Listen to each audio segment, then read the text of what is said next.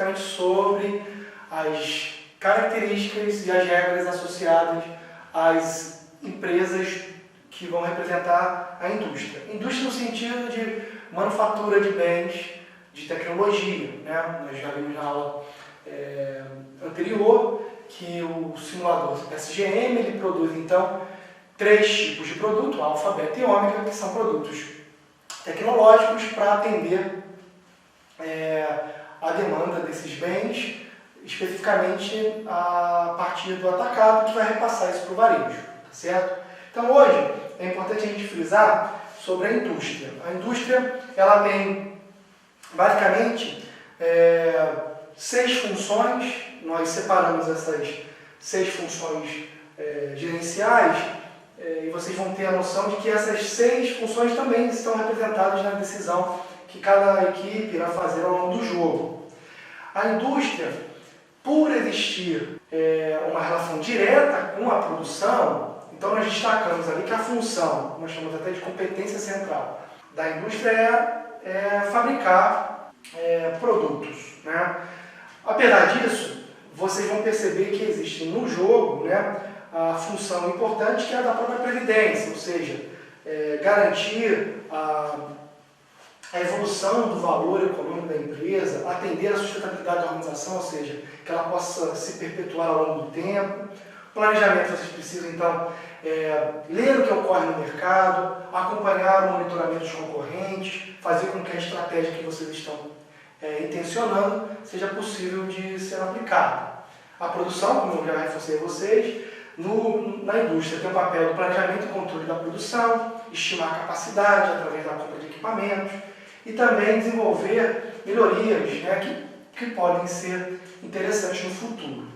Recursos humanos, trata-se então da contratação de operários para operarem as máquinas, por exemplo, eles recebem salário para isso, precisam ser qualificados para poder desenvolver suas atividades, além também de desenvolver, de ter benefícios sociais para a manutenção da sua satisfação dentro da empresa. As finanças, então, cuidariam da orçamentação, ou seja, da aplicação dos recursos da empresa na atividade, gerenciar o dinheiro que está disponível em caixa ou a falta dele, fazer previsão de receita, porque é a previsão de receita que começa todas as apurações, isso ajuda muito no planejamento, e pensar na política de financiamento, ou seja, há a possibilidade, nós vimos na aula anterior, que tomar emprestado do banco para desenvolver a atividade é uma decisão que faz parte dessa simulação. Por exemplo, no caso da indústria, nós vamos ver adiante, é a aquisição de máquinas para poder fabricar os produtos. E marketing, o marketing para a indústria é um marketing um pouco mais conservador, digamos.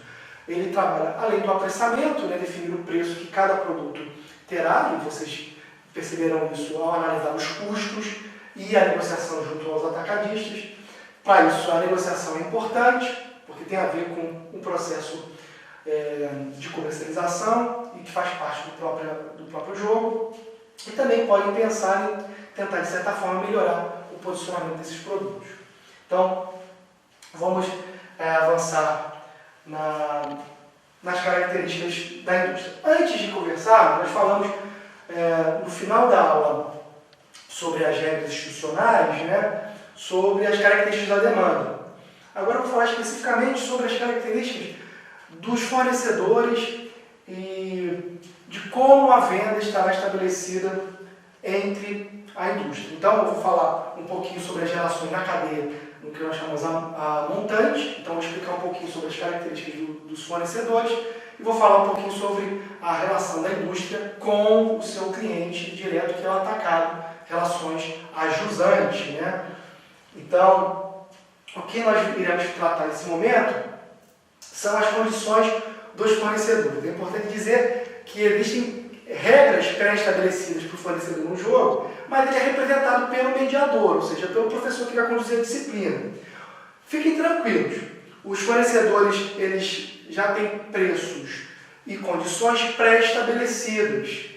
Os prazos de pagamento também já são pré-determinados, nós iremos ver isso mais adiante. Eles são confiáveis, porque eles não irão deixar de atendê-los nesse momento. O que vocês precisarem em termos de matéria-prima e componente, eles estarão atendendo. Vocês não se preocuparam em comprar matéria-prima no que diz respeito à quantidade. Vocês irão pagar pela quantidade que vocês adquirirem. Por quê? Porque o fornecedor é como se estivesse dentro de um consórcio produtivo, ou seja, tão próximo da indústria que é just in time. Vocês necessitaram de matéria-prima e componente, o fornecedor interno. Obviamente tem um custo para isso, não só o valor da matéria-prima e do componente, que é o kit que vai fabricar o produto, como também a movimentação, que seria no caso do frete, né? É importante destacar que a relação física entre o kit de matéria-prima, que eu costumo dizer, né, que pode ser os componentes para fabricar um determinado tipo de produto, é uma relação de 1 para 1, ou seja, um conjunto de matéria-prima e componente fabrica um conjunto de produtos, tá? Então é isso que vocês precisam ter noção. Outra observação extremamente importante é que o instrutor, o mediador da atividade, ele não vai fazer nenhum tipo de apoio, né? Não vai ter nenhum tipo de apoio entre as indústrias e os atacados, ou seja, as empresas precisam interagir. Então, se você é indústria, você precisa ter alguém na sua equipe que seja capaz de encontrar os atacados e oferecer os seus produtos, né? No caso do atacado, eles podem ter, de repente, agentes comerciais ou compradores que irão entrar em contato com vocês. Mas uma coisa importante, isso é uma regra, inclusive é uma singularidade desse simulador, é a relação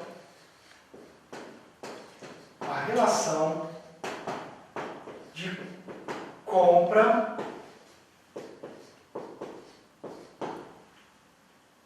e venda dos produtos.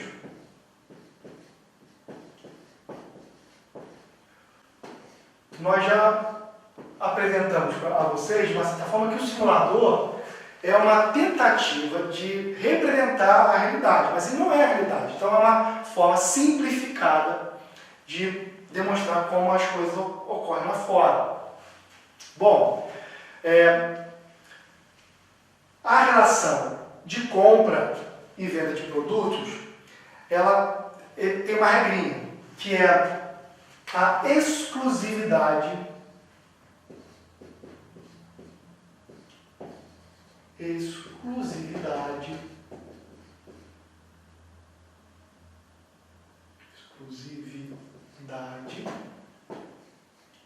de produto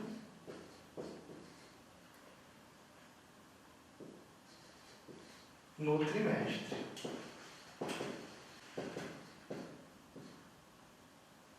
O que significa isso? A empresa pode fabricar e vender alfa, beta e ômega. Só que, se ela vendeu um lote de alfa para um atacado, ela não pode vender outro lote de alfa para outro atacado. Então, a ideia da exclusividade é basicamente para atender duas restrições da nossa dinâmica. Primeira delas, se nós tivéssemos essa possibilidade, inclusive o simulador aceita a venda fracionada dos tipos de produto, mas isso iria demandar muito tempo. O que significa isso? Se nós temos que vender parte da nossa produção de alfa para um atacado e parte da produção de alfa para outro atacado, vocês iriam levar muito tempo nas negociações. Então a matriz de combinações entre compra e venda ia ser muito extensa, muito ampla, e isso ia dificultar a aplicação do jogo, porque ia demandar muito tempo. Então a gente restringe através dessa regra, ou seja, a indústria pode vender os 3 tipos de produto para quem ela quiser, desde que exista uma exclusividade. Se vendeu um produto para um tipo de atacado, esse mesmo produto não pode ser vendido a outro. Eu vou criar um exemplo para facilitar o entendimento de vocês. Então, digamos que nós temos de um lado indústrias, tá?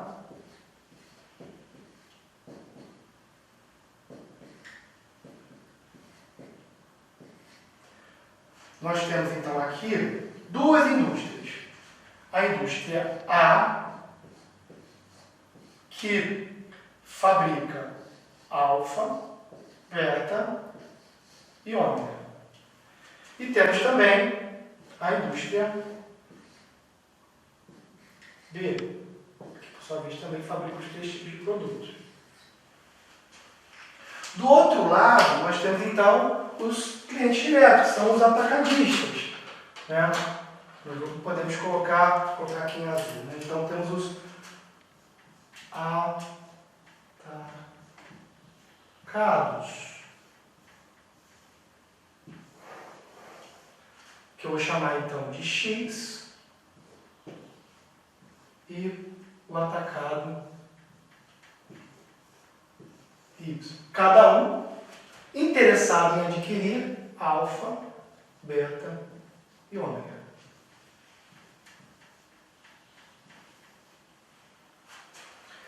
Bom, se nós formos utilizar as regras para cá,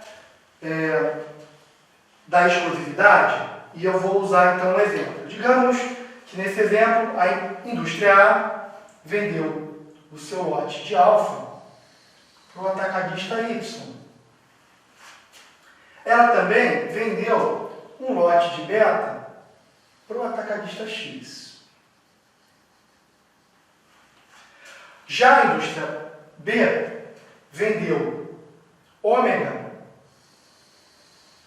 para o atacadista X e vendeu beta para o atacadista Y. Utilizando a regra da exclusividade, o que sobra nessa negociação? Será que